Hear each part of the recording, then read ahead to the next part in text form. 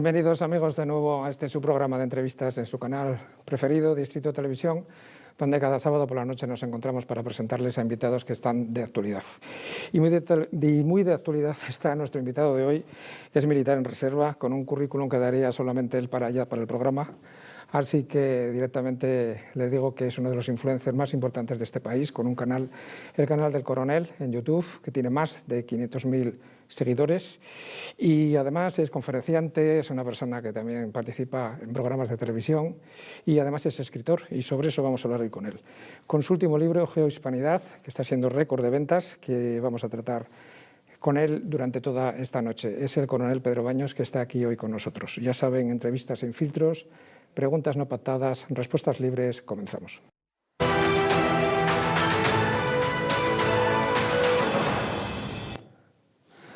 Pedro Baños, muchísimas gracias por estar aquí hoy con todos nosotros. Un placer estar aquí en tu programa, Javier, encantadísimo.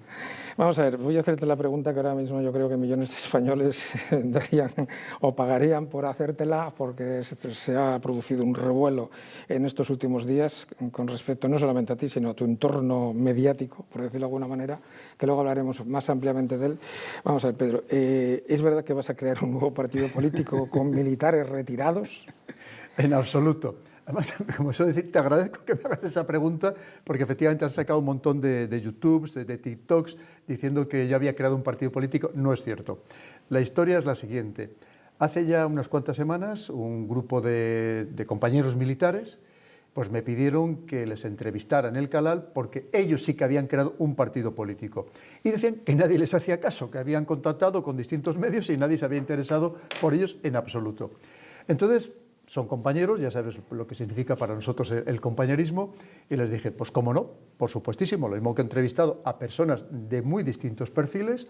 Incluso recientemente había entrevistado a Guillermo del Valle, un chico que también tiene un joven que tiene un partido político. Por supuesto que les iba a entrevistar a ellos.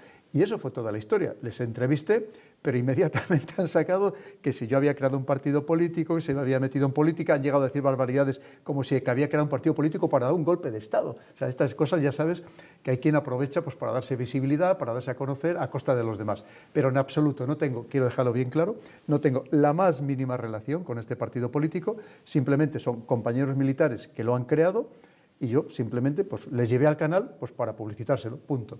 Pero además tú en tu canal, que por cierto es el canal del Coronel en YouTube, que les invito a que se suscriban, si es que les da tiempo, es el canal que más ha crecido en España desde su inauguración en este último año, más de 500.000 personas. Pues sí, en 10 meses, más de medio millón, y me decían algunos de los youtubers que ahora tienen millones de seguidores, que a ellos solamente los primeros 100.000 seguidores les habían costado un año.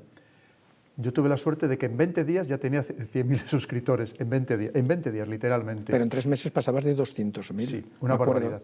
La barbaridad incluso ha sorprendido a algunos que, ahora, como digo, tienen millones de seguidores, porque ha sido un desarrollo increíble. Hay que reconocer que yo tengo la gran suerte, hasta ahora, de participar en los programas de Iker Jiménez.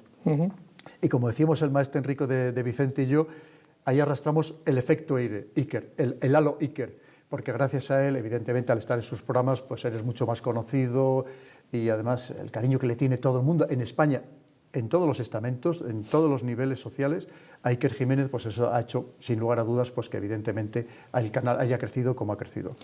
Me gustaría hablar contigo de varios temas, sobre todo de tu libro, que además es muy interesante, porque hablas de lo que podría ser todos estos países que venimos todos de la madre patria, de cuando éramos el Imperio del Sol.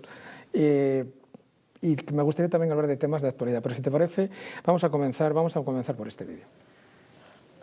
Estamos en Algemesí, acabamos de traer muchísima ayuda. Mirad, lo hemos traído a este puesto de distribución, que de verdad están haciendo una gran labor, que no es lo que está sucediendo en todos los sitios. Aquí hemos podido descargar con total seguridad, porque aquí sí que están viniendo los ciudadanos a intentar recoger a aquellas personas que de verdad lo necesitan, todo tipo de material de limpieza, alimentos, leche, absolutamente de todo.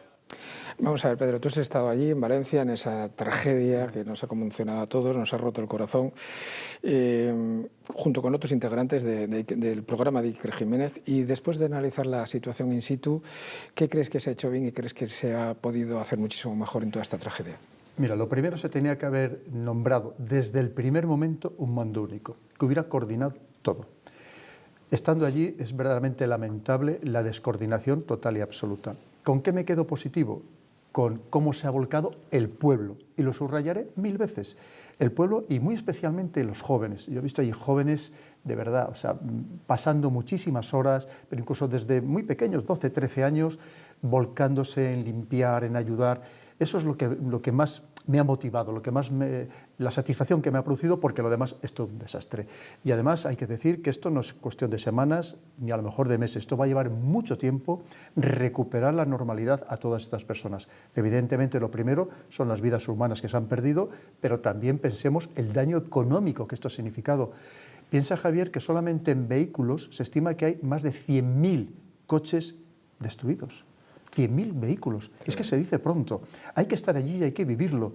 Lugares donde todavía había arrinconado 1,5 metros de barro con todo tipo de maleza, de suciedad, de porquería, que además ya oliendo fatal, pues aquello se está pudriendo clarísimamente. Entonces hace falta un esfuerzo continuado en el tiempo.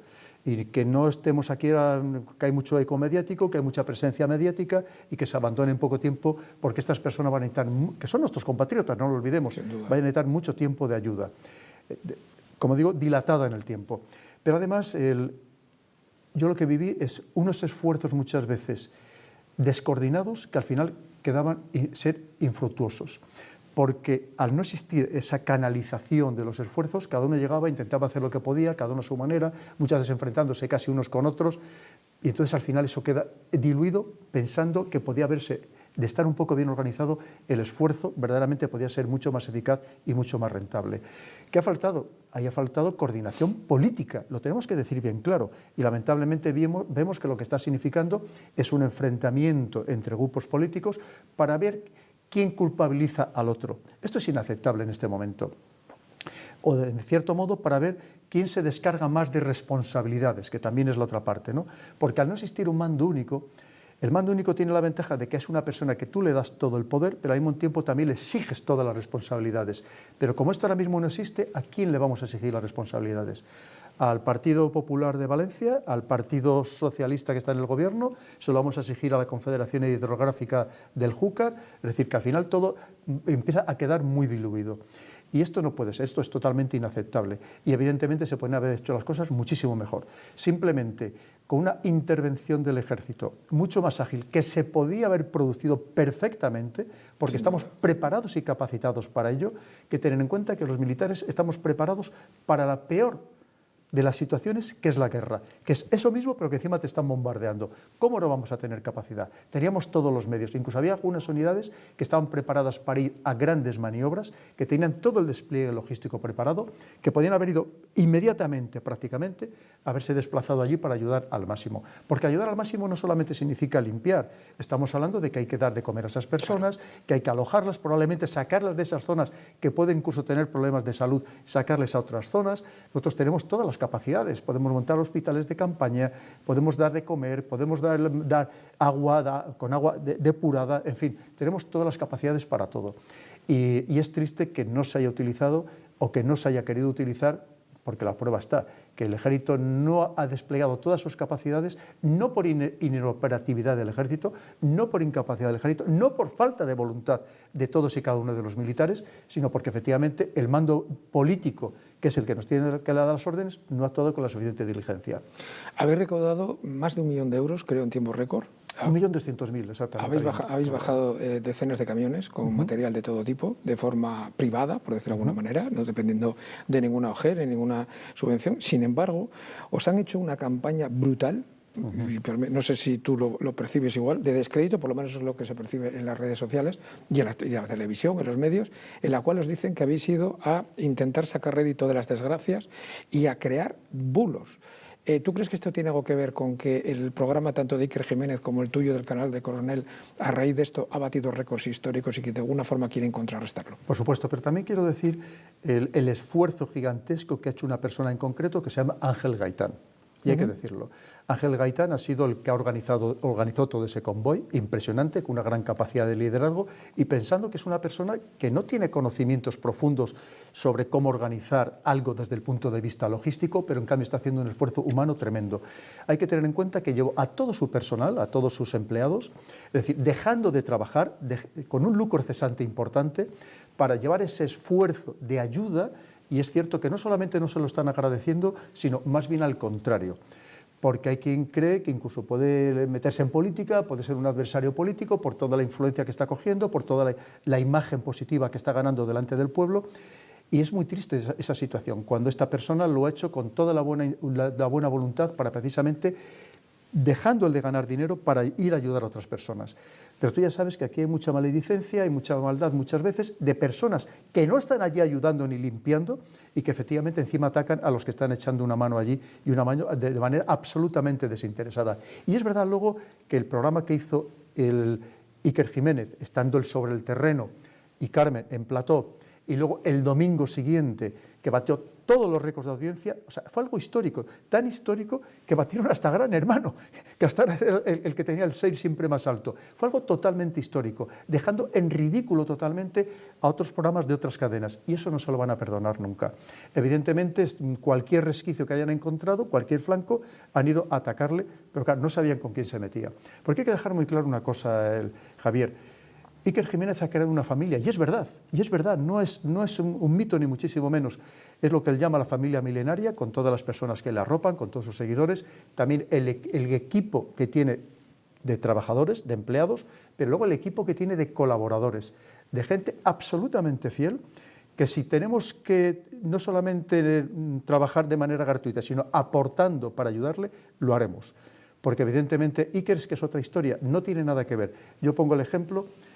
Yo he visto a personas con la cara de Iker tatuada. ¿Tú te imaginas a algún otro presentador de televisión con su cara tatuada? ¿El que tenga alguien la cara tatuada de él? Ahora mismo, evidentemente no. Pedro, ahora mismo el descrédito de todo lo que está pasando. Mira, esto que ha ocurrido, los que lo hemos visto por desgracia desde fuera, que no hemos podido estar allí por otras circunstancias, lo que hemos visto es que no nos extraña que luego cada vez que se haga una encuesta de población en la que preguntan qué opinan de los políticos, el porcentaje de aceptación baje. Es obvio, pero a mí lo que me da muchísima pena, entre otras cosas, no ya porque os conozco a alguno de vosotros, y os conozco además de hace mucho tiempo, que ahora te voy a preguntar por ello, sino porque yo he visto, y como yo creo que muchísimos de ustedes, hemos visto como una mujer de 22 años, la están machacando en las redes, llamándola fascista, ultraderecha y señalándola con fotos, simplemente porque ha bajado a ayudar. Porque dicen, chica esta, la Rorro esta, que es una chica, yo no la conozco, no tengo ni idea quién es, pero es una niña, y la están machacando.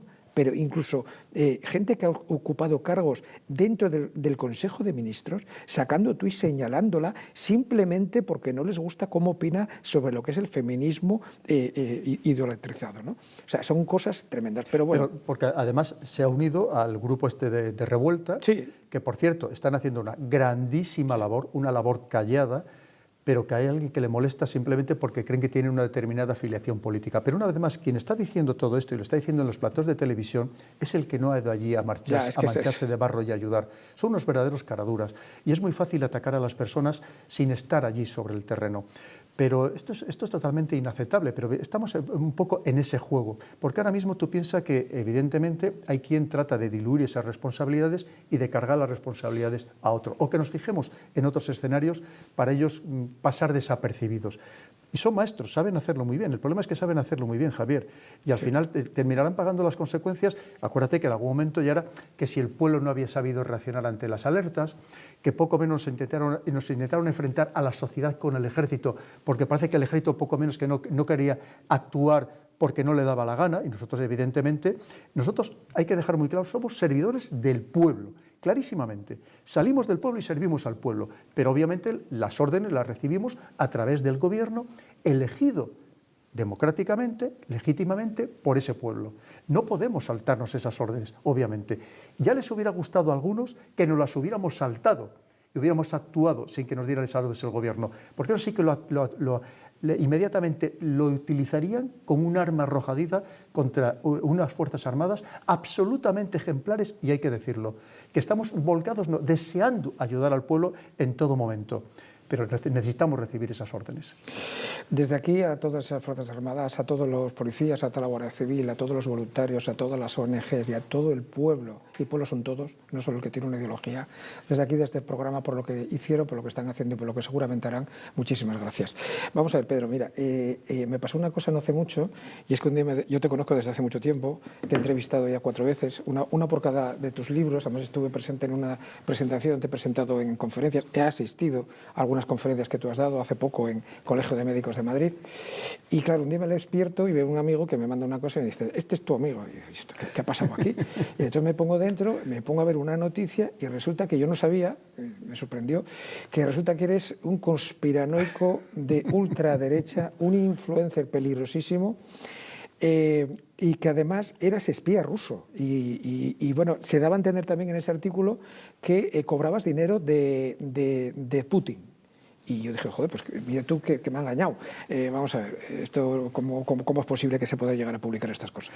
Pues mira, además, en los últimos días también me han dicho que soy un agitador, y ahora lo último que les ha dado que eres masón. Es de que soy masón, Sí. que soy Illuminati, que soy no sé cuántas cosas. Evidentemente, nada en absoluto. ¿Cuál es el problema? Que yo lo que intento ser es una persona libre, con una opinión libre, que intento dar siempre datos, o sea, basar mi análisis en datos, pero en datos objetivos, no caer en ningún fanatismo, no caer en ninguna tendencia por más que esté de moda en ese momento, y eso hay veces que no se perdona, evidentemente. Tú fíjate, cuando me dicen un agitador de extrema derecha, sí. cuando a mi canal, y tú lo sabes, yo he traído personas de todos los perfiles. Está Pablo Iglesias, va Irene Montero, Juan Carlos Monedero, claro. Ha estado Jorge Bestringe, ha estado Fonsi Loaiza, es decir, absolutamente, porque además creo que es importante que todos también nos escuchemos los unos a los otros. Y además, una vez más, yo soy militar, Javier, significa que yo no puedo implicarme políticamente. Pero si tú... Al contrario, como militar, una vez más, yo sirvo a todos y cada uno de los españoles, sin excepción. Cuando la unidad militar de emergencias va a ayudar, o el ejército va a ayudar, nosotros no le preguntamos a nadie su ideología, nosotros ayudamos al pueblo. Y por tanto, como servidor del pueblo, yo creo que tengo que oír y que tenemos que oír absolutamente a todo el mundo. Obviamente, habrá cosas que me gusten más, habrá cosas que me gusten menos, hay unos límites que para mí son infranqueables, evidentemente, que es que dañen a España. Evidentemente, como militar, a mí me gustaría que estuviéramos todavía mucho más unidos todos los españoles, que no este enfrentamiento al que nos están llevando tan sumamente terrible, que nos está dislocando completamente en la sociedad, pero creo que nos debemos oír porque todo el mundo tiene algo que aportar para mejorar la sociedad, cada uno con su ideología. Pero yo tengo que aguantar todo tipo de barbaridades. Hay días que por la mañana me levanto que soy de súper extrema izquierda, a mediodía soy fascista, por la noche soy nazi, es decir, me llaman de todo, ¿no? Sí, yo de ti he llegado a escuchar también, ¿cómo fue el último? Que eras disidencia controlada. Sí, también. Bueno, de todas formas, efectivamente, dicen que en realidad yo lo que hago es que me estoy infiltrando porque soy un mandado por no sé quién, por algunos servicios secretos de no sé dónde. Me han dicho de todo, que si hasta pertenecía al Mossad, que era un agente de la CIA. Me han dicho absolutamente de todo. Lo que sí que está claro es que independientemente de cada uno puede opinar lo que le dé la gana. Por supuesto. Y este programa no está para defender a nadie, menos a ti que hablar, es para defenderte tú solo. Si hubiera un solo indicio racional de que tú hubieras hecho alguna de las cosas que se dice en ese artículo, como militar en reserva que eres, estarías detenido e ingresado en una cárcel militar por alta traición. Y que yo sepa, estás aquí vivito y coleando. Mira, eso es muy importante, Javier, perdóname, porque cuando dices, es que te paga Putin, vamos a ver, hoy en día tú sabes que somos absolutamente transparentes, empezando por todo el móvil. Tú sabes que si yo cobrara lo más mínimo, como tú dices, o tuviera dinero en algún paraíso fiscal, en cualquier tipo de moneda, como tú dices, hace tiempo que estaría en una prisión militar. Porque aquí tenemos unos servicios de inteligencia muy buenos, excelentes, de los mejores excelentes, que además muchos de ellos son compañeros de promoción todavía los que tengo ahí en el CNI, pero que eso no pasa nada. Me detendrían exactamente igual, me denunciarían, porque ellos no detienen, si fuera necesario. Pero por supuestísimo, claro que sí, Javier. Lo que pasa es que ¿cómo pueden decir esas barbaridades cuando es totalmente ilógico e inexplicable, ¿no? Porque como tú bien dices, en vez de estar aquí contigo hoy, compartiendo este maravilloso programa contigo, pues estaría en una prisión militar. Si te parece, vamos a ir a temas serios. Si te parece, vamos a dejarnos de bulos y vamos a temas serios. Tu libro, Geohispanidad, es un libro muy amplio, muy grueso de leer, pero muy interesante y ágil a la vez. Explicas muy bien todo el tema de la leyenda negra, pero vamos lo primero del libro, ¿qué pasaría si todos los países hispanos nos uniéramos? Pues mira, eso es lo que tendríamos que hacer. Ahora mismo estamos en un momento que creo que no se le está prestando demasiada atención, de ruptura total y absoluta de lo que hasta ahora mismo existía en el plano geopolítico. Ha habido recientemente esta reunión de los BRICS, donde ya eran los BRICS Plus, pero que se han convertido en los BRICS Plus Plus, no lo olvidemos, y claro, están creando un mundo nuevo. Un mundo nuevo que significa que hay dos bandos enfrentados, y con lo cual significa que ¿dónde quedamos los hispanos? No los españoles, los hispanos, que tenemos que hablar de los hispanos. Que ahora mismo hay que tener en cuenta que en el mundo hay más de 500 millones de personas que hablamos español como lengua materna. Si le añadimos todas las personas que hablan español con distintos grados de fluidez, estamos hablando de más de 600 millones de personas. Tendríamos que tener un peso importantísimo en todo el mundo, importantísimo. Y en cambio no lo tenemos, entre otras cosas porque desde el principio, desde hace siglos, nos mantuvieron desunidos, fomentaron la desunión, cuando éramos todos el mismo imperio, formamos todos el mismo imperio, y lo siguen intentando, evidentemente, porque hasta ahora ha habido unos que nos han depredado y ahora va a haber otros que también nos van a querer depredar. Pero vamos a hablar desde los chinos a los rusos, porque lo que tenemos que hacer es defendernos nosotros, precisamente como mundo hispano. Y mira, si me permite, sobre todo, Javier, este es un libro que para mí es un canto al amor a España y a la hispanidad. Sin duda. ¿Qué falta nos hace, sobre todo en estos momentos, Javier? Luego vamos a hablar sobre la leyenda negra y del infame Bartolomé de las Casas, si te parece. Pero mira, ahora que estás comentando tú esto de que hay un cambio geopolítico, mucha gente tiene la percepción, o algunos tenemos la percepción, que en el mundo, no se sabe si dentro de 10, 15, 20, 25 años, pero va a haber como una especie de conferencia de Yalta, que en su momento, cuando estaba a punto de acabar la Segunda Guerra Mundial, en la que... La cumbre de Bretton Woods. Exactamente. Y en la cual se repartieron el mundo los que en aquel momento tenían poder.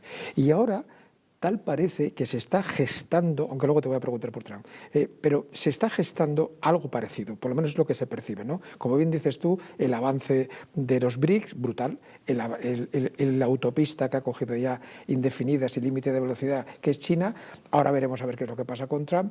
En ese hipotético caso de que ocurra algo, ¿España en qué situación estaría llegado el caso, viendo lo que estamos viendo hoy? Pues es que España tiene que unirse mucho más a todo el mundo hispanoamericano, que lo estamos descuidando. Pero fíjate, ya no solamente el mundo hispanoamericano, no olvidemos que tenemos otros hermanos, que es Guinea Ecuatorial, a la que le hemos descuidado mucho, que en su momento nos quitó prácticamente el puesto Francia, y hoy ¿sabes quién ha entrado allí como en otras partes de África? Rusia. ¿Por qué no hacemos esfuerzos cuando son personas que son nuestros hermanos, que es que también hablan español?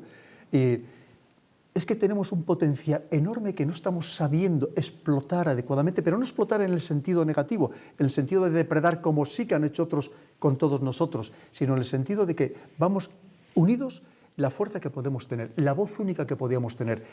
Hay que tener en cuenta que podemos ofrecer, por un lado, tecnología, por otro lado, recursos naturales enormes que ahora mismo se están llevando a otros países. Fíjate, el litio del Triángulo del Litio en América, el cobre de Chile, pero el petróleo de Venezuela, y se lo están llevando a otros países, los beneficios, porque en realidad los beneficios quedan muy pocos para esas poblaciones, que es lo que nos tiene que preocupar. Y podríamos hacer muchas más cosas si estuviéramos de verdad unidos. Dices que en principio parece como una utopía, parece casi una locura, pero es que las utopías, como pongo en el libro, son las que nos ayudan a caminar. Por supuesto que el objetivo no va a ser para mañana, pero ¿por qué no intentarlo? Y más en este momento que hay un nuevo puzzle geopolítico, ¿por qué no encajar la pieza hispana en ese nuevo puzzle? Es lo que tenemos que tener, esa mentalidad de que somos un potencial enorme que ahora mismo se está desperdiciando en beneficio de las grandes potencias anteriores y de las que han surgido o que ya claramente lo son ahora mismo por derecho propio. En el libro que tenemos aquí, tú escribes que, lógicamente, es que ha salido antes de las elecciones en Estados Unidos y por eso era, que todo lo que aquí se propone, de alguna manera, es muy importante, o era muy importante saber quién se iba a sentar en el despacho Oval. Ya han pasado las elecciones, ha ganado Trump, bueno, no ha ganado, ha arrasado Trump de todo tipo, un resultado espectacular, nadie se lo esperaba, por lo menos eso dicen. ¿Qué crees tú que va a suponer la llegada de Donald Trump, que si no hubiera sido él iba a pasar, y qué es lo que no va a pasar bajo ningún concepto tras su próxima toma de posesión? Mira, Donald Trump lo dijo perfectamente claro y además coincide con su perfil, es decir, de hombre de negocios. Quiere recuperar la grandeza que estaba perdiendo Estados Unidos, claramente, porque se la estaban quitando parte de ella precisamente esas otras potencias, China, India, Rusia principalmente, a través de la economía. Sabe perfectamente que para ser un país poderoso, tú tienes que ser un país fuerte económicamente hablando. Si no lo eres, tú no puedes tener un buen ejército, ni unos buenos servicios de inteligencia, ni una buena diplomacia, porque todo eso cuesta mucho dinero. Tener 800 bases desplegadas por el mundo, es que el Pentágono paga todos los meses la nómina a unos 3 millones de personas. Eso hay que pagarlo todos los meses, entre civiles, militares, servicios de inteligencia que dependen directamente del Pentágono y mucho tipo de unidades. Quiere decir que eso tiene un coste muy elevado. Y ahora mismo le estaban comiendo buena parte de la merienda de ese gran imperio que en su momento tuvo lo que nunca había sucedido en la historia a partir de 1991, un poder absoluto, sin rivales en todo el planeta.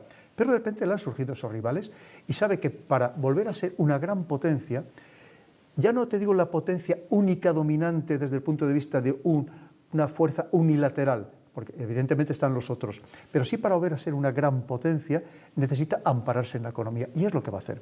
Y va a hacer algo que se llama el transnacionalismo, es decir, un nacionalismo casi aislacionista, pero al mismo tiempo intervencionista en el mundo, precisamente en su propio beneficio. ¿Qué es lo que no va a pasar en Europa? Con estas sanciones que dice que nos quiere imponer, sanciones, digamos, aranceles a determinados productos, pero no solamente eso, lo que está haciendo para atraer a empresas importantísimas europeas para que se asienten en Estados Unidos, con ventajas fiscales y con otro tipo de ventajas, por ejemplo, ofreciéndoles terrenos. Quiere decir que tenemos que tener mucho cuidado en Europa, una Europa que ya estábamos en una situación económica muy delicada, solo tenemos que ver en qué momento económico tan sumamente delicado está pasando ahora mismo Alemania. Tenemos que tener mucho cuidado porque esto, si no espabilamos, nos puede perjudicar enormemente. Que es un poco lo que recientemente decía el informe Draghi, que decía, es que o invertimos 800.000 millones de euros ya mismo, o nos vamos a quedar completamente descolgados de los dos que están avanzando y sobre todo en los campos punteros tecnológicos, que es precisamente Estados Unidos y China. Y es lo que va a hacer Trump. Trump dice, voy a recuperar empresas que habíamos deslocalizado, vamos a relocalizarlas, por así decirlo, tanto provenientes de China como de México. Vamos a ver cómo incluso llegamos a acuerdos con Rusia y con China que nos beneficien, y podríamos detallarlos, porque es la manera de volvernos a fortalecer. Hay que tener en cuenta que le han votado muchos trabajadores dentro del país, estamos en una situación penosa. Claro. Todo lo que, por ejemplo, lo que se llama el cinturón del óxido, lo que llaman los trabajadores de cuello azul, no los de cuello blanco, de cuello azul. Es decir, los que estaban en las fábricas, que les han cerrado las fábricas porque ya no venden coches estadounidenses, efectivamente. Entonces, dice, oye, si voy a comprar coches europeos, fabrícamelos aquí. Que voy a comprar productos chinos, fabrícamelos aquí. Y así por lo menos me das empleo y pagas impuestos aquí. Sí. Eso es lo que va a intentar. Y evidentemente hay que tener en cuenta que desde el punto de vista financiero a Estados Unidos todavía le quedaba mucho pulmón, precisamente a través de todas las empresas de capital riesgo, todos los grandes bancos, en fin, todas estas grandes entidades que tiene poderosísimas, JP Morgan, Stanley Morgan, en fin, tantas otras. Quiere decir que va a ser convertir a América otra vez en grande a través de la economía, pero en cierto modo en detrimento de Europa. Sí, sí.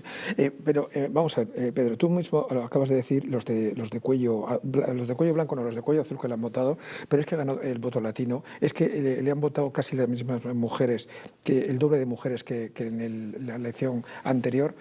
¿Qué es lo que ha ocurrido? Tú que además incluso muchos afroamericanos. Sí, pero vamos, los Black Lives Matter le han apoyado al final, o sea, una locura. Vamos a ver, ¿cómo es posible? Tú que sabes además de geopolítica y de condición humana, que tienes libros sobre ello.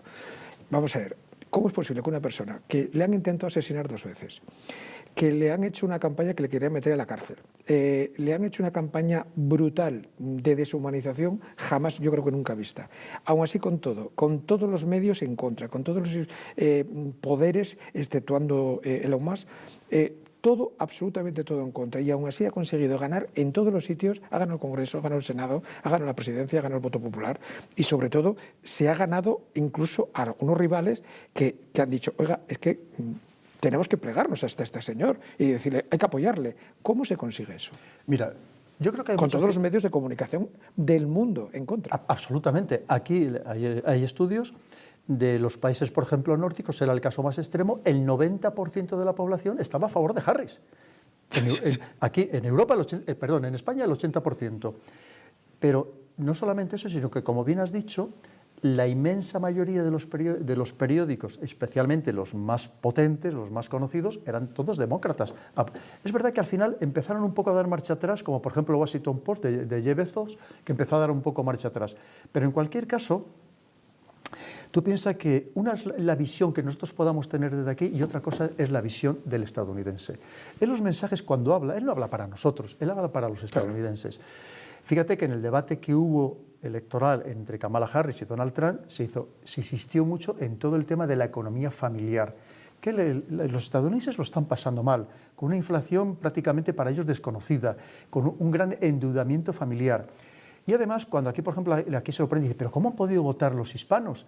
Y tiene toda la lógica del mundo, porque si Donald Trump está en contra de la inmigración ilegal, esa inmigración, ¿a quién va a afectar principalmente? A los hispanos que tienen los empleos precisamente, digamos, más humildes, ¿no?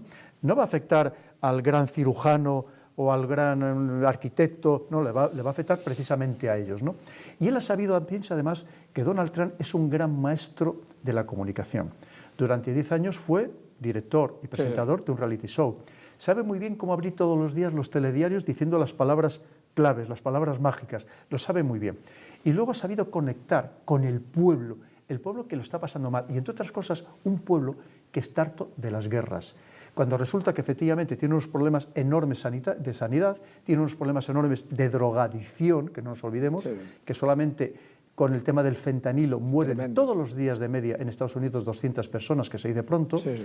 Y claro, entonces él dice, yo voy a venir a solucionar estos problemas y voy a acabar con esas guerras que nos están, en cierto modo, desangrando. Entonces, eso ha tenido también una repercusión dentro del pueblo. Es decir, hay muchos motivos que podemos analizar, pero en cualquier caso, luego además es verdad que la señora Kamala Harris, no olvidemos que ella no había cuajado en ningún sector. Antes de que le hicieran una campaña que salió de la nada, para que veamos la influencia de los medios de comunicación, y la posicionaron casi al nivel de Trump, pero sí es verdad que ella nunca había cuajado ni con los afroamericanos, ni con los hispanos, tampoco con las élites, no había cuajado absolutamente con nadie. Entonces, y además era una continuación de la administración Biden, que es verdad que había llevado a esa inflación, que había llevado a un deterioro económico, sobre todo de las familias en Estados Unidos. Y esto era algo que creo que no se ha valorado suficientemente dentro de Europa, que aquí nos han trasladado una imagen de que efectivamente si llegaba Donald Trump se acababa la democracia, poco menos que llegaba un Hitler al poder, que esto iba a ser un desastre mundial, que íbamos, pero cuando resulta que lo que te está diciendo es, no, es que voy a acabar con la guerra en Ucrania, ya empieza a haber comentarios de que parece que ya se han llamado por teléfono Putin y Donald Trump, y que Elon Musk ya ha establecido... Zelensky. Elon Musk ha hecho público que ha hablado con Zelensky.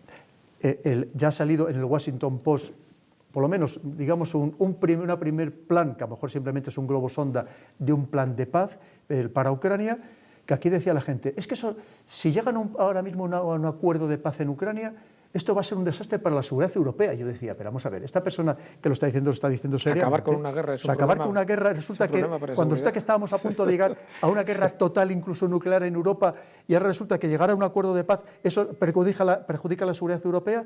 Digo, ¿cómo puede haber tantos insensatos o tantas personas que se creen lo que algunos tienen interés en que se crean? En tu libro defines perfectamente lo que es Iberoamérica, lo que es Hispanoamérica, Latinoamérica, pero hay un momento en el que tú dices que no hay mucho acuerdo entre latinoamericano e hispanoamericano. Y como estamos hablando de Donald Trump, vamos a ver este vídeo. You know, in the East Coast, they like being called Hispanics. You know this? On the West Coast, they like being called Latinos. So, poll, give me a free poll. You know, I don't have to spend $300,000. First is going to be Latinos, next is Hispanics, right? Which do you prefer? Latinos. Uh-oh. Let me give it one more shot. Latinos. Hispanics.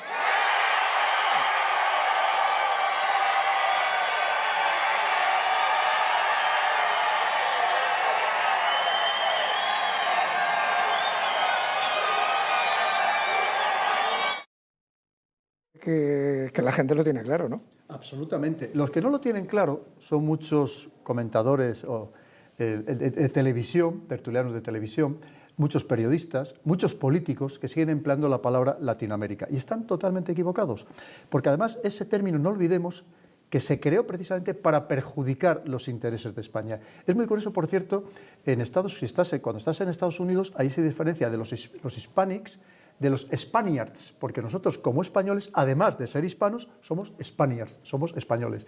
Eso es un término que no todo el mundo conoce, ¿no? Pero efectivamente, porque es que no es lo mismo, no es lo mismo. Hay un mundo hispano, hay un mundo iberoamericano y hay un mundo latinoamericano, que todo existe. Pero nosotros cuando hablamos del mundo que habla español, es el mundo hispanoamericano, es el mundo hispanoamericano. Hay quien lo quiera emplear, si quieres la antigua concepción de Hispania, incluso podemos abarcar a toda Iberoamérica, pero lo cierto es que hay que llamarlos hispanos, porque estas personas no hablan francés, no hablan otros idiomas, no hablan italiano, lo que hablan es español, que además tenemos que decirlo español, no castellano, español, que es lo que estamos hablando. Entonces, pero una vez más, es primero conocer la historia, que yo lo que he pretendido con este libro, porque no puedes amar lo que no conoces. Y además, te voy a reconocer algo, Javier. Yo empecé a documentarme hace más de 2 años para escribir este libro. Lo primero que hice, cuando ya decidimos que quería escribir este libro, fue pedirle a la editorial Planeta que me enviara todo lo que hubiera escrito sobre Hispanoamérica, sobre la historia de España, sobre la historia de la conquista, que tuvieran ellos desde el principio de los tiempos. Mandaron más de 50 libros, más todos los que luego fui comprando yo de otras editoriales. Y yo era el primero que decía, yo no conocía bien la historia de mi propio país, yo no conocía bien la historia de España, pero cómo había tantos episodios, tantas gestas maravillosas, tantos actos de heroicidad, también las partes negativas que cometimos, cómo no, que yo desconocía. Hombre, y no me considero una persona especialmente ignorante. Entonces, a mí me ha servido, a medida que iba escribiendo el libro, para amar más a mi país. Decir, pero qué bien lo hicimos. Cuando, sobre todo, porque todo es un estado de comparación. Y cuando tú ves las barbaridades que hicieron los demás, pero no hace 500 años, algunos hace menos de 100 años. Porque ¿cuándo se permitieron los matrimonios mixtos en Estados Unidos? ¿Cuándo se acabó con el apartheid en Estados Unidos? ¿Sabes cuándo se les permitió votar a los aborígenes australianos? En 1968. Pero ¿cómo pueden hablar de barbaridades que nosotros cometimos genocidios, cuando hay países todavía hoy en América donde más del 60% de la población es originaria? O sea, ¿cómo podemos tragarnos además esas mentiras que nos lanzaron contra nosotros? Y el problema, lo triste de esto, Javier, es que hay políticos españoles que no solo se lo han creído, sino que encima lo difunden y atacan a su propio país. Geohispanidad, que está siendo récord de ventas, muy recomendable porque, como bien decía él antes, al leerlo, a mí me ha pasado también. Y si a él le pasa, imagínense a humilde presentador y a muchos de ustedes, muchas cosas que de nuestra historia no se saben y es una pena porque es una historia rica, sobre todo en calidad humana, no como lo que nos quieren vender otros por ahí. Y de eso vamos a hablar hoy. Pero antes me has hecho una apreciación, Pedro, con respecto a lo de España y la Unión Europea. Mira, hay gente que tiene la impresión, se van a cumplir ahora 30 años desde que hemos entrado en la Unión Europea, y hay gente que tiene la impresión que España... nos han quitado la ganadería, nos han quitado la pesca, nos han quitado la industria, nos han quitado la siderurgia, nos quieren quitar la caza y lo único que sí tenemos, ahora nos quieren poner también el turismo, que era lo que queríamos y teníamos, ahora parece ser que también hay una campaña de todo aquello que es el turismo. Y lo que sí que tenemos, que eso es cierto, y es que es el país con más paro de Europa. Esta gente que tiene esta percepción... ¿Es eso? ¿Es una ilusión o es cierto? Es absolutamente cierto. Es verdad que, mira, ¿sabes lo que pasa? Nos pasa como pongo en el libro, que es que somos demasiado buenas personas, que es verdad que lo somos. Tú piensas que en otros países de Europa, que no pensemos que somos homogéneos, ni muchísimo menos, aquí cada uno vela por sus propios intereses, pero España, por ejemplo, es el único país de la Unión Europea que ha participado en todas las misiones y operaciones que ha llevado a cabo. Somos probablemente el país que cumple más a rajatabla todo lo que se le ordena. Es cierto que somos una organización supranacional, debería ser así para todo el mundo, pero aquí tenemos el caso de lo que está pasando con nuestros agricultores. Hay países que obviamente ellos no tienen la capacidad agrícola que nosotros tenemos y la que podríamos llegar a tener con todas las técnicas modernas de agricultura, Entonces a ellos no les importa, o al contrario, están encantados de que importemos como Unión Europea productos de otras partes del mundo, extracomunitarios, que no cumplen ninguna de las normativas tan sumamente exigentes que nosotros obligamos a cumplir a nuestros agricultores. Pero eso a España nos perjudica, a otros países no, porque ellos no tienen campo, literalmente, o no tienen campo o no tienen esas capacidades de producción agrícola. ¿Por qué no hacemos frente precisamente, no defendemos más lo nuestro? Es lo que nos pasa, que hemos llegado a un momento que aceptamos prácticamente todo, aunque perjudica a nuestro país. Y ahí es donde nos tenemos que poner muchísimo más serios. Y hay otros países que lo hacen, dicen, no, esto a mí no me viene bien y por tanto yo no lo voy a aceptar. Ahí tenemos el caso de Hungría, quizá ahora mismo es el más paradigmático. Es decir, que está muy enfrentado con la Unión Europea cuando le intentan imponer cosas que perjudican claramente a su país, medidas que no le benefician. Y eso es lo que creo que nos deberíamos defender más en todo momento, porque ahora mismo lo que se está haciendo con el campo español en general es una verdadera canallada. Ahí tenemos a los agricultores, que es lógico que no haya relevo generacional, que decimos, pero ¿por qué se está despoblando todo? Porque es que, ¿qué posibilidades le estás dando? Ahora con todo esto de la digitalización del campo, pero personas que bastante tienen con atender a sus animales todos los días, para encima decirle que tiene que todos los días meter los datos en una tableta o en un ordenador, que probablemente no sepan ni cómo hacerlo, ¿no? Es decir, que es que estamos imponiendo una serie de medidas cuando resulta que donde estamos comprando los productos, allí no tienen ninguna medida con los fitosanitarios, ni ninguna medida laboral, ni ninguna medida de digitalización, sino todo lo contrario. Entonces, es que tenemos que ser conscientes de lo que estamos haciendo. Y una vez más, aquí el problema es que hace tiempo que no tenemos políticos que verdaderamente piensen en los auténticos intereses y necesidades de su país. Estamos mucho más subordinados a ver a lo que nos digan los demás desde el exterior, a ver además qué nos van a decir, no nos vayan a sacar los colores. Tú tienes que defender a tu país, que para eso tú sirves a tus ciudadanos, que son los que te están pagando el sueldo todos los meses. Y aquí necesitamos una defensa mucho más férrea, una vez más, de cuáles son, primero determinar los intereses y luego defenderlos a capa y espada. Pues ahora que hablas de defender los intereses de un país, antes hablábamos de que nos lo habían quitado todo, y no es que nos hayan quitado todo, es la percepción que tiene mucha gente, a ver cuál era la que tenías tú, por eso te lo he preguntado, sino porque, por ejemplo, con el tema de la energía nuclear. Vamos a ver primero esta noticia, a ver si nos la ponen. La impulsora de la energía verde que se fajó contra la crisis energética. Bueno, esto fue el año pasado porque, como bien sabemos, España siempre ha estado en contra de todo lo que sea energía nuclear. Era una de nuestras señas de identidad, ¿no? Vamos a ver esta otra noticia ahora. Rivera se estrena con un sí a las nucleares. Pues, pero esto, Javier, luego nos quejamos de que dicen que los políticos generan desconfianza y que no te puedes fiar de ellos. Vamos a ver, ¿cómo es posible que durante 50 años España ha sido prácticamente la referencia de la lucha antinuclear? No vamos a entrar, creo que no, porque no tenemos tiempo, si no me encantaría, cómo se ha llegado a eso y qué lobbies extranjeros, a través de ONGs y sufragando asociaciones con dinero de fuera, lo hacían, mientras que otros países sí que lo estaban haciendo. Pero ¿cómo se justifica esto? Pero fíjate, es que incluso yendo más allá, resulta que todo el mundo, el resto de los países del mundo, que estamos hablando entre los que existen en Naciones Unidas y los que no, unos 200 países en todo el mundo, están a favor de la energía nuclear menos dos, que era Alemania, y vamos a ponerlo en suspenso, y España. Es decir, ¿éramos los únicos listos nosotros? O sea, ¿los únicos que estamos acertados éramos nosotros y el resto del mundo está equivocado? Eso por un lado. Y luego, claro, ¿qué sucede? ¿Por qué esta señora ha cambiado de opinión? Porque ahora la Unión Europea, la Comisión Europea, ha determinado como energía verde la energía nuclear. Y entonces, como ella está en esta dinámica, pues ahora resulta que sí que está a favor, cuando está en Europa, de la energía nuclear. Cuando aquí se han opuesto, pues eso, efectivamente, a capa y espada, ¿no? Ese es el problema que tenemos. Una vez más, ¿por qué se hace eso? ¿Se hace por ideología? ¿Se hace por intereses? ¿Se hace de verdad pensando en el beneficio de los españoles? Porque hay otra parte. Si resulta que Francia tiene centrales nucleares y ahora va a poner todavía más centrales nucleares, estas de última generación, que no tienen prácticamente impacto paisajístico, que no consumen agua, en fin, muchas más cosas, pero es que también las va a poner Marruecos. Quiere decir que si mañana, Dios no lo quiera, hay un accidente nuclear, tanto en Francia como en Marruecos, resulta que nos va a afectar a nosotros, en cualquier caso. Entonces, ¿no sería más lógico tenerlo también nosotros? Que hoy en día esas centrales que están con una seguridad, es más, esas centrales de última generación se van autoconsumiendo sus propios residuos hasta que no queda prácticamente nada más que el 10% de los residuos de una central nuclear convencional. Es decir, hay unos avances tremendos. Incluso China está experimentando con torio, ya no solamente con uranio, en fin, es una revolución total y absoluta en todo el mundo. Y digo, una vez más, ¿es que nosotros somos los únicos listos o a lo mejor somos los únicos que estamos equivocados en todo el planeta? Yo les recomiendo que lean el libro, uno de los libros de Pedro Baños, uno que hablaba del número de centrales nucleares que se están creando en China cada año y luego en España no las queremos. Bueno, en fin, esperemos que el día de mañana no nos tengamos que arrepentir.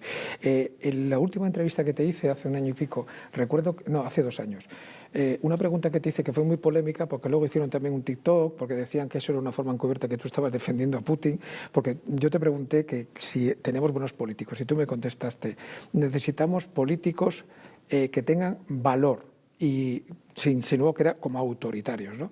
Bueno, ha pasado los años y resulta que a Trump, pero es que antes está Bukele, antes está Milei, está Meloni. No neguemos que Orbán, no neguemos que Le Pen ha ganado.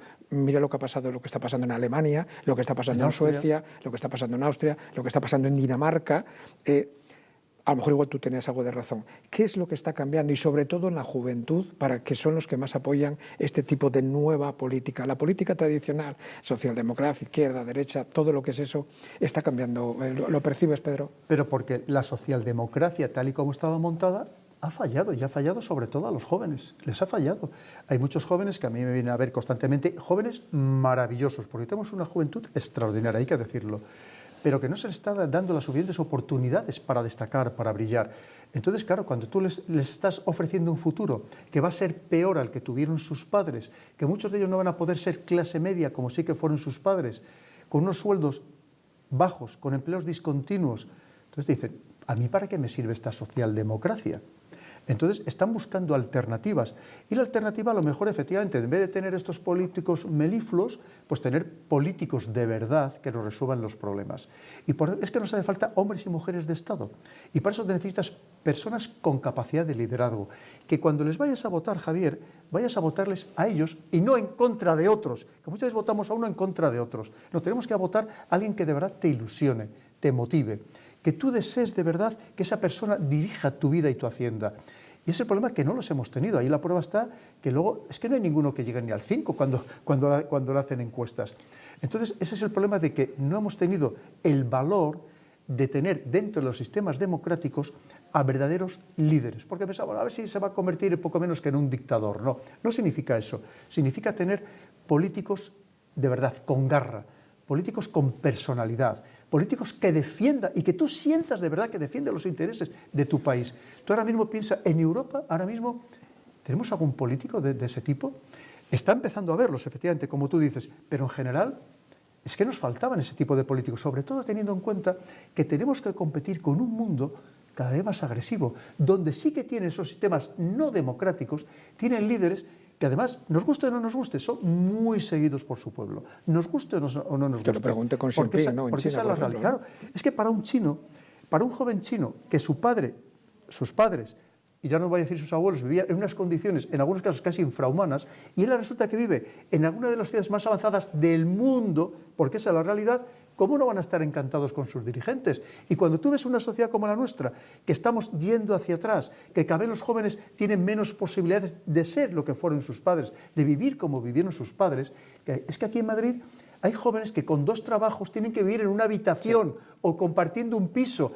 Estos días me han venido a ver jóvenes que con un puesto importante, por ejemplo, uno de ellos en una universidad, estaba compartiendo piso con otro. Es decir, pero vamos a ver, es que esto es inaceptable lo que está sucediendo. ¿Cómo no van a estar descreídos del sistema actual? Que eso es muy peligroso, Javier, porque en cierto modo es no creer tampoco en la democracia. Y a lo mejor caemos en un sistema autoritario de uno u otro signo. Y por eso es muy importante reforzar la democracia, pero a través de tener líderes fuertes y capaces. ¿Y tú crees que esta juventud, en otra entrevista te hice una pregunta también que además estabas indignado, que a veces lo contestaste indignado, cuando te dije, porque era una noticia que había salido en Infobae, que casi 28.000 jóvenes universitarios preparados y algunos con idiomas se veían obligados a abandonar España para ir a otros países, y estabas indignado. ¿Tú crees que pueden tener como referencia esta gente, esta juventud de ahora, con lo que dices tú, con políticos que hablan mal de la propia España, de la historia de España, de que todo está mal, de que, en fin, aquí solo hay fascistas y ultraderechas, o sea, una cosa un poco sorprendente? ¿Tú crees de verdad que pueden tener como referencia para salir de ahí a la Agenda 2030 con sus 17 Objetivos de Desarrollo Sostenible y sus 169? Que como era previsible, ya nadie se la creyó y ya han ampliado los años, ¿no? Hasta el 2050, ¿no? El 45, sí, por lo menos. Sí, bueno. Pero era previsible, ¿no? Porque una vez más, claro, es que esa Agenda 2030, y lo hemos comentado, Javier, cuando tuve los 17 objetivos, que son maravillosos, ¿no? ¿Quién va a estar en contra de ellos? Pero tienes que luego ver el desarrollo de todas las metas, que eso ya cambia completamente. Y hay muchísimas cosas que rechinan. Mira, a mí me mandan cantidad de correos electrónicos, parejas jóvenes, me vienen a ver todavía el sábado pasado, la firma de libros que tuve, me vienen a ver, sobre todo eso, parejas muy jóvenes, y me preguntan, ¿qué hacemos? ¿Nos quedamos en España? ¿Nos vamos? ¿A qué país podemos ir? Yo siempre les digo, mira, yo recomiendo que nos quedemos en España y tenemos que luchar todos por sacar este maravilloso país adelante. Porque tenemos una población de verdad extraordinaria, de gente buena, de gente trabajadora, de gente que quiere salir adelante, gente creativa, personas imaginativas. Pero el problema es que los buenos muchos de ellos se nos están yendo y nos lo están comprando a precio de saldo. Porque aquí no se les dan las suficientes oportunidades, porque están cobrando sueldos de verdad, en algunos casos ridículos, con una formación extraordinaria. Entonces, claro, es que así no podemos seguir, Javier. De todo eso, de cómo se podría arreglar si nos uniéramos todos estos países, de la leyenda negra, de lo que supone del desmantelamiento que se podría hacer muy fácil si se quisiera, sobre lo que es la historia de España, de todo eso habla este libro, el cual les recomiendo. Pero antes de despedirme, este programa no está para defender a nadie, porque sobre todo nuestros invitados se valen por sí mismos. Pero sí que voy a decir, si me lo permiten, una cosa, verá, porque también he leído hace poco que el coronel Pedro Baños, que era un pesetero, que le gusta mucho el dinero y que no hace nada sin por dinero. Mire, yo hace 3 años y yo ya tenía cierto contacto con él. Se pusieron conmigo en contacto un grupo de estudiantes universitarios que querían que les fuera a dar una charla, pero no tenían dinero. Yo me puse en contacto con él y me dijo, ¿quiénes son? Le dije, es un grupo de estudiantes de Derecho, aquí en España, creo que fue en el CEF, Centro de Estudios Financieros, ¿te acuerdas? En la calle Martínez Campo. Y les dio la charla. No cobró nada. Don Pedro, muchísimas gracias por estar aquí, ha sido un placer. Espero que su libro, tu libro vaya a lo mejor, yo creo que sí, porque además el boca a boca es un libro que invita a la lectura, porque además abre los ojos sobre muchas cosas. Espero que hayas estado a gusto, esta es tu casa, lo sabes, siempre lo ha sido, donde yo estoy, y espero que el próximo libro te pueda volver a entrevistar. Pues muchas gracias, Javier, pero mira, a propósito de lo que acabas de decir, el problema es que tengo muchísimas propuestas, muchísimas solicitudes constantemente y evidentemente no puedo atender a todo el mundo. Ya me gustaría, pero necesitaría tener 3 días en uno y me es totalmente imposible. Pero que ya sabes que cada uno que piense lo que crea más oportuno, por supuestísimo, cómo no. Pedro, muchísimas gracias por estar aquí. Muchas gracias por tu apoyo al canal. Puedes suscribirte, pulsar la campana de notificaciones para estar al corriente de los próximos vídeos y de momento aquí te dejo un par de ellos que espero que te gusten y que sean de tu interés.